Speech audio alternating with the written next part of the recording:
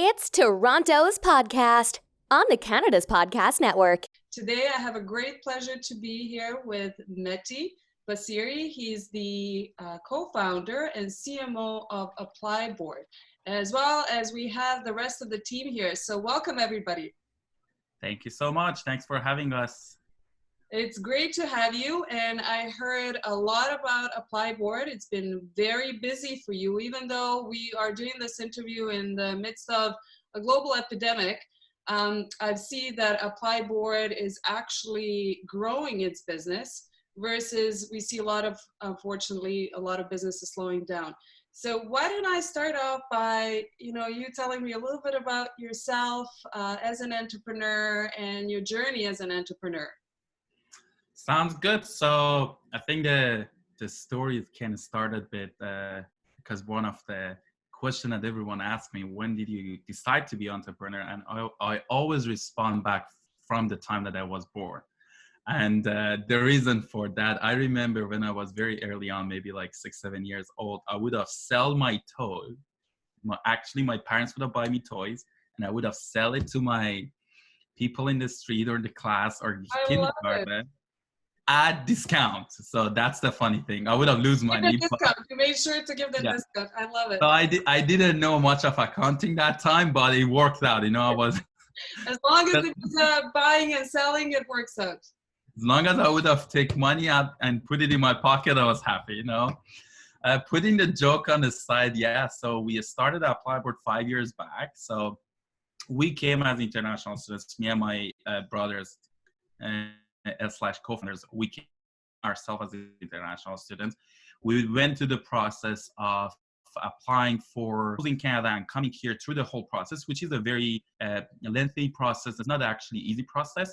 So that when we went to school, that was always a question, why this is a hard process? Why cannot be easier? And why is it not so transparent for a student so that they can make the right choice? Because at the end, we're playing with the people's life, people's making decision when there are thousands of miles away, is sitting in a small city and making this very hard choice. So as a result, we started 5 years back. Actually, it's short of a week, 4 weeks short of 5 years. So we started May. This is almost, we're coming to our 5th year anniversary.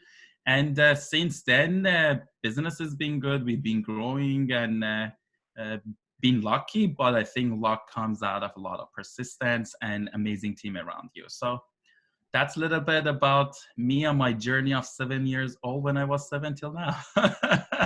It's funny because I also shared my journey in one of the podcasts, and I also started when I was 6 or 7 years old. So my next question to you would be, do you think that entrepreneurs are born, or do you think that's something you sort of become, you choose to become?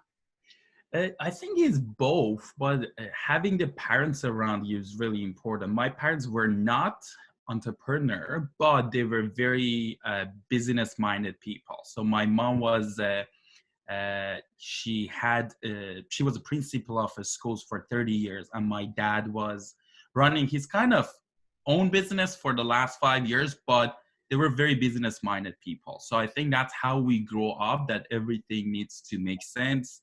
The whole balance sheet needs to make sense. So that's how we grow up. But when we kind of came to Canada, I never could have seen myself working for someone as not a reporting. I don't have a problem. You learn from reporting to someone or working with someone at that sense. But I could have never think of someone's gonna come and my paychecks or everything depend on someone, even if it was 10 times smaller than a job that I would have get. So I think that's kind of both it developed during your childhood and become a preference. I think like as someone that been through a lot in the past, like at least 10, 12 years of my life, being entrepreneur is super hard. I don't think so. Anyone think just being entrepreneur is the best thing. Is actually hardest thing. Sometimes, I don't want to lie, you think about, I wish that I was working for someone. I don't want that much responsibility. I don't want that much of pressure on my shoulder. But at the end, it makes you happy because now you're doing something and you have amazing team about yourself, around you that makes you a lot happier and actually makes you grow faster by having those amazing people around you. Yeah, and it looks like you have an amazing team around you, and you're right with having, I think, parents as an example, or somebody as an example of entrepreneurship. I think you get comfortable around the idea of entrepreneurship as a concept early on. So it's kind of an easy transition. If you do decide to become an entrepreneur, you're comfortable with the concept. That's correct. So with ApplyBoard, there's some really amazing things that are happening right now. I follow you on social media, on LinkedIn. So you have recently expanded. I know that you were working with Canadian universities and Canadian colleges mostly. And there was a recent announcement. Do you want to tell me a little bit more about that? For sure. So because one of our ApplyBoard vision and the mission is really, first of all, making education accessible around the world. That's the end goal for us. And then making, at the path of that, we want to be a world leader of studying abroad. So in order to be there, we need to make sure we provide the student the options that they want to go. Not every single student wants to come to Canada. Not every single student could come to Canada because of their visa chances, because of their education background, and many other reasons. So we recently launched the UK, which has been amazing and super successful. I've been impressed with the amount of interest we have received in the last 3 days. So we have launched UK. We are working with some US schools too. So right now, at the moment, we are welcoming international students around the world to these 3 countries.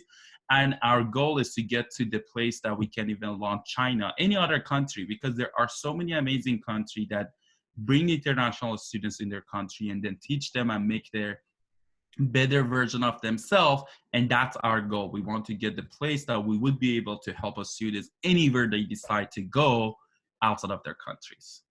So is that a sort of a 3-year, 5-year plan that you have? And how many countries do you see ApplyBoard in? Oh, wow. That's a tough question, because if you want to do it right, UK was a pre-plan of 7 months that was successfully launched. It's not easy Only because one country. the one country was a pre-planning of 7 months. So definitely, as teams getting together and now we having more people around the company, that could be easier in the long term. So I don't necessarily think within 5 years we're going to have a board, but within 5 years we're going to have popular destinations such as Australia, New Zealand, Ireland, France, Germany, at least a major one. At the same time, it has to make sense business-wise, because you can just go and then open a country and there is not much of demands for it. So that's the goal. But it's not really easy what we do, because when you're really thinking about it, when a student wants to go abroad, it can be very different from your nationality, your age, your schools that you study, and from the supply side, from the school side, it could be very different from the University of X to University of A, different requirements. So if you want to do it right and give the students the best knowledge and information, there is a lot of pre-planning involved. So with the current situation that we're in, how has this affected? Because I think in your business, just like in any business, it's relationship building. And now with the travel bans and everything that's happening, how has that impacted ApplyBoard? So I would like to say, is it a concern? Yes. How long does it continue? We'll get to know, right? But I think what we really need as a human, think about it, is the people in those situations, right? And our best effort hasn't been, oh, let's bring more international students. We're like, what about those? A lot of residents closed down. What are these international students in the country right now doing? If there is a lot of these international students, they had a part-time job in retail, which all is gonna get pretty much no income for a few months. So I think that's how our focus been, making sure first we can help our students in the country and making sure that we empowering them and do whatever it's in our control. And then I'm optimistic. I think this is actually for the human. This was something that brought the countries together, brought the humanity together. So that's, I look at it as optimistic toward of it. But at the same time, depending on how long does it last, it will impact. But will the student decide not to go abroad when this is over? Definitely the answer is not. The students that want to go abroad and they want to study abroad, they do it. Maybe there would be a shift in the market, and that's what we've been our focus. We're welcoming international students, and our partners still help the students. Let's support them, because we know this is a temporary, nothing is permanent. And we rather to actually take this moment and focus on our infrastructure, making things more scalable. And that's why you don't see any kind of a stop in our growing. We're going to continue growing. We actually, I think the last figure they told me, there were like over 80 job positions still open in our website, and people still can apply. And we are going to continue grow, because I think actually this is the best time to get amazing talent and focus on the thing that you never had focused, because it was always running after the growth, making sure we help the students. Now is the time to focus on our infrastructure, on our customer service, and that's what we've been doing there.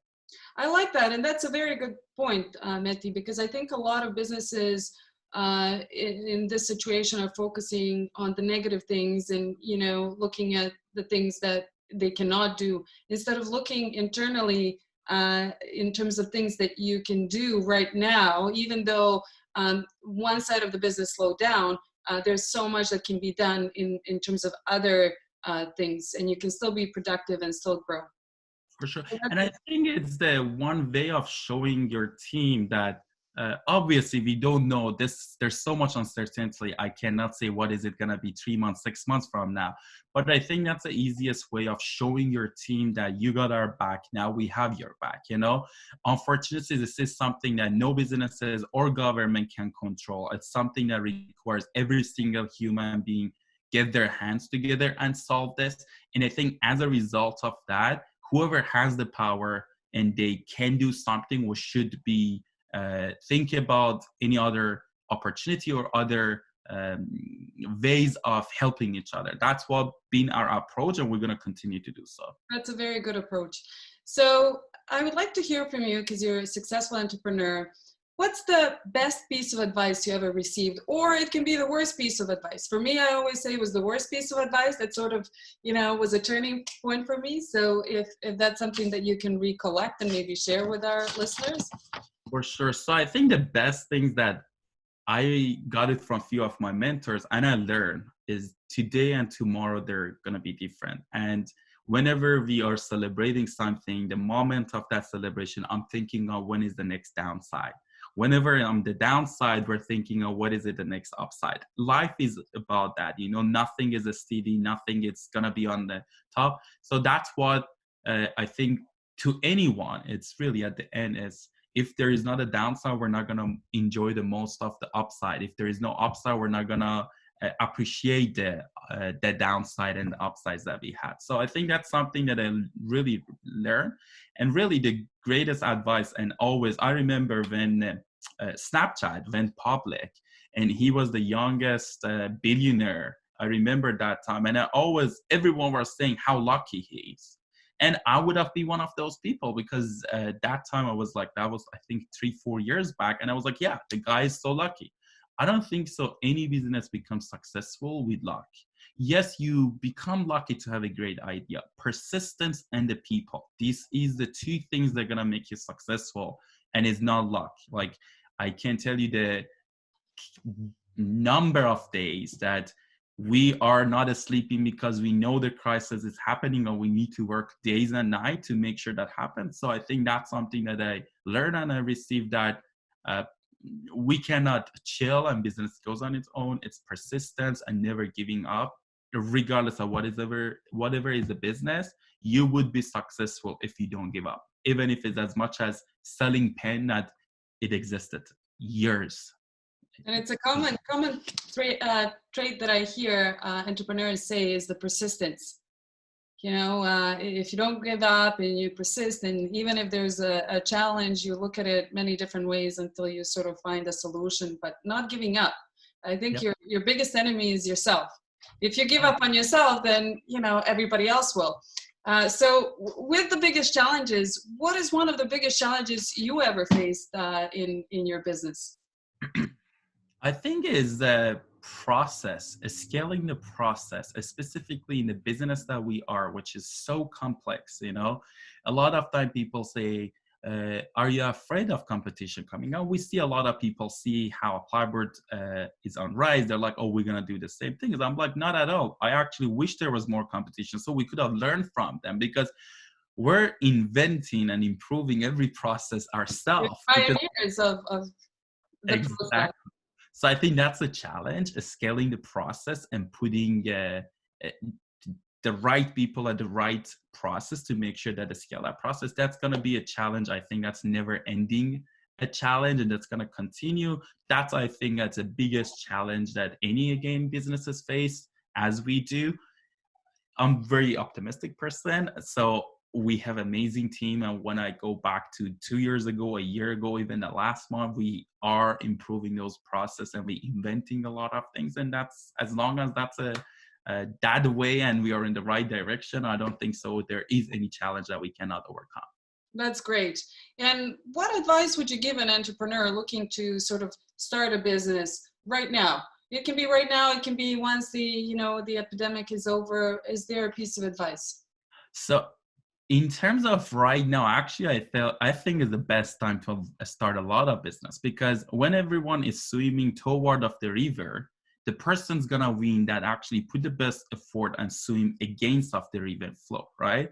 So if you really look at it, whatever right now needs to be, right now, a lot of people focusing on online XYZ, that's good, but we're not gonna overnight shift and people's behavior. So I think actually right now is it's a good time that you can think and see how fragile the whole economy and the whole world was, and think about what are the services or businesses that is lacking. I think that's something that I would say, regardless if you want to start something started, regardless of what it is, even if it's a service company, there's so many service companies that are super successful. Not everything needs to be tech, not everything needs to be SaaS or PaaS, Right. And then in terms of giving advice is, pick a good idea, go prove that the idea works with talking with the people, never be shy of picking on the phone. Myself, there were schools that after 67 times follow, we got them on board. Took me 2.5 years. Personally, 67 times I follow up with that school to get. So never give up. When we started, many people told us this is a bad idea. You guys are not going to be successful. No student's going to go online. This is crazy. And 5 years later, all those people come says, now we're happy that ApplyBoard exists, because look at this situation. You guys are the only end-to-end online process for students. We believe in ourselves, and we believe that is a problem with no solution, and we start focusing on the solution of it. That's great. And you operate in a KW area. So why would you recommend your city to other entrepreneurs? So personally, I love a smaller city. I think time is so important that I don't appreciate of sitting in a bus or a car or something 2 or 3 hours of in my day on traffic. So I think that is so much more we can do during that time. So that's what I love about Kitchener Waterloo. It's a small, medium, not as small anymore. It's a medium-sized city. And there are a lot of amazing new grads, right? When you look at Laurier, Waterloo, and Conestoga College, they are producing over 10,000 alumni every year. And those are the future of the city. And I think that's something that we should focus on it. Definitely, there is a lot of perks and to be in KW, but there are cons too. You wouldn't find every talent. There are some roles that is really hard, but I think this whole situation happened. It's going to open every single business owner's eyes that, what, I'm going to go remote. Doesn't matter. If we made it, this is our 3rd week work from home. And I think that's going to last few more weeks. If we made it and nothing happened, so what stops us to have people in Vancouver, Montreal, Quebec, any city in Canada? And I think that's an approach of us. But KW been really good. It's amazing. A lot of cost of rental for offices. Those are cheaper. And even the human resource, you get as many as good resources here, as good as even Toronto. But again, few $1,000s cheaper for a starting company. And then when you go into a scaling up, those all at the end count. So I think like if anyone to start, as long as you're in a tech company, don't come compete here, take our engineers, then we'll come. That's great. So you would definitely then recommend KW area for somebody that's not a competition to you to start their business. Did you actually hear Justin Trudeau, Prime Minister, yesterday said how much KW companies are helping and then making a lot of things. And I think that's a symbol of this whole Canada, that before even anyone decide that will go work from home, startups in our scales or Shopify or Google, they all went work from home before even any news came out. So I think that's amazing that we can see those things here and initiated by KW companies. Very good. And, it must be really exciting to be part of all of that, to help grow the KW economy and businesses and provide jobs like ApplyBoard is. So that's really good. I'm going to get a little bit personal now, Meti. Go ahead. So I'm sure our listeners would love to know what you do to unwind, to sort of disconnect, de-stress. Here's the thing though, I think it depends on what is it that you like in the moment of your life, and that change. Truly what we do at ApplyBoard makes me so happy that I can impact other people's life. My life would have been very different, or could have been even night or day difference if I didn't decide to come to Canada. I think that impact of it drives us so much that I think that makes me happy, and that's my unwind moment. If I get the email from a student or someone that I just become a part of the honor list XYZ, that's enough. So I think at this moment, still work give me enough pleasure that I don't need. But there are the times that I just unplug everything and just see it, go to just outside, walk around. There are those moments, but at the same time, I think ApplyBoard is giving us enough boost that I don't need those moments much of as of now. As I'm gonna be older, my things get different, but as of now, I think that's enough. That's great. And are you a morning or a night person? Do you like to do majority of your work at morning or at night? So my day-to-day routine is I wake up 7 o'clock. Before 7, I'm up. And then as much as I can get job done, I'll focus, but I don't go to the bed if there is something left. So sometimes my night goes till 1 or 2. Sometimes it's 10 o'clock or sometimes it's 6 p.m. So for me, it really doesn't matter. But I used to be very night person. I used to be work till 6, 7 and then sleep few hours in morning. But I actually get a lot more done when I start the day sooner, and then you're more productive. So, but at the same time, I think at this moment, it depends the workload as long as I don't have work that day, I'm okay with that. That's great. What's your favorite place in the world? I'm sure you've traveled a lot and have seen a lot of places. Is there one that sort of stuck with you that, has a special place in your heart? I don't know. Maybe I would say Vietnam. That's going to maybe change. I've been there 5 times and I just love the food, the people, and how, like in Canada, this was a big shock when I came to Canada, was when you walk around, people smile. That really, I love energies. I get energy from people and I pass those energy. And that's one of the country I felt that, people are super happy, super motivating people around. So I think as of now, I would say Vietnam is on the top of the list. But again, I only been in 18 countries. That will change as I have a chance to visit all other countries. I like how you say that, only 18 countries. That's plenty of countries. So I'm going to ask you a couple of rapid fire questions. You don't have to think too much about it. You can just think whatever comes to your mind first. Okay, are you ready? Yes. So if you weren't doing what you're doing today, what would you be doing? Perhaps whether I was in any social worker, anything that I could have like Help pay people. back to the community and help people, or I would have go to different business, which was anything related to construction. Oh, Any, wow. yeah, that's something that always was my passion. I was gonna study civil engineering. I study business Oh, marketing, but I think that would have be the first two choice. wow, that's great to know. Yeah, I wouldn't have guessed. It's a big contrast. Yeah. Um, is there a book that you're currently reading? If there's not a book, it can be a podcast or anything else that you sort of, like to do on the off days. Right now, I don't read book. I listen through the Audible.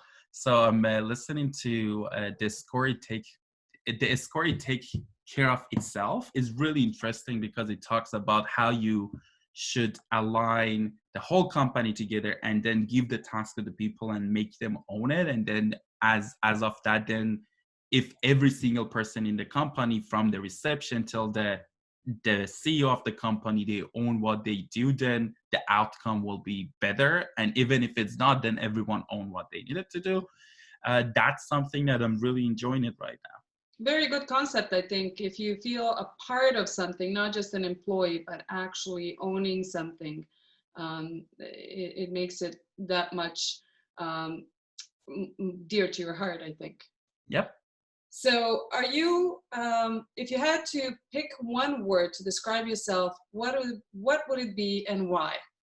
I think I would say energetic. I can impact many people's mood. If I'm down, I can bring them unfortunately down. If I'm have a lot of energy, which is the most of the case, I can boost many people's mood.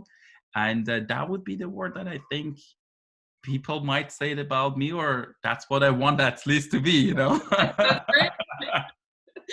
And what is keeping you up at night these days? I know there's so many things happening around us. It's really hard to kind of clue out everything, but is there one or two things that you think about at night? Not really. Interesting. When I go to bed, I'll just put the phone on the side and I sleep like a baby. I wake up. I think that's my unplugged moment. When I'm in the bed, I'm not thinking of anything. But if there is a project or something in my mind, I'll just come out of the bed, write it down, then go back to bed. So I'm jealous. I wish I could do the same. And do you have routines in the morning or in the evening? Like in the morning, do you have to have a cup of coffee or go for a walk or work out or do, yoga or whatever, routines you may have? Yeah, I think the coffee is obvious. Yeah, I don't think so. Maybe there is 2% entrepreneur in this world that lives without coffee. That's not me. I have to first get the cup of coffee. I have to put my dog back in the backyard, just relax for a few minutes and then get a start work. And then in the evening, I always have half an hour to 1 hour. Usually if I cook, that's the moment of the relaxation. If not, I'll just do anything, read the book, listen to the book, do anything that is not related. Thankfully, I'm not yet in the mode of going for exercises. I don't want to say I don't have time. That's an excuse, but it's not there that I really feel that I need to do. But as long as you eat healthy and you have a good, healthy mindset, I think you can balance it out. But that's pretty much more of the routine. That morning and that half an hour to 1 hour in evening, it has to be there every single day. That's great. And the last question is, there's a small tropical island in the middle of the ocean with only one phone booth and no internet. So we drop you off, there's no technology at all, and anytime you can use the phone booth on the island to call the boat to come and pick you up. How long do you think you would last before making that phone call, and what would you do until... What is the degree of that island? What is the temperature in that island first? We'll say it's hot, 30 degrees. Okay, I'll just take a hammer or something, destroy that phone booth, and stay in that island. That's it, stay there forever. I think, I don't know, maybe a few weeks. It depends though. It depends. If I imagine it today, 5 seconds later, pick me up. But I actually always think after when the time comes that I want to give myself a couple months break, that would be situation. Go somewhere, just focus on the life. But yeah, I never thought about it. But I think if it's today, give me 2 days, I call back, you know. But if it's tomorrow, yeah, 2-3 days as of now, I think that's how long I can stay out of the business. You know, it just, if you have fun in whatever you do, as long as you go to sleep and at the end of the night you say this was a good day and I enjoyed my day, I think then you should do whatever you do. Continue doing that, because at the end we live once. At least that my belief is, I live once and I have to take advantage every single day of my life. I like that. That's a good way to live by. So Meti, I want to thank you for giving us your time today and for allowing this interview. And again, I'm Andrea Sessum, your Toronto's host for Canada's podcast, Nation's #1 entrepreneurial network. It was a great pleasure to be here with Meti Basiri, who is the co-founder of the ApplyBoard. Meti, thanks so much, and thank you to your team as well for joining us today. Thank you so much, really appreciate it.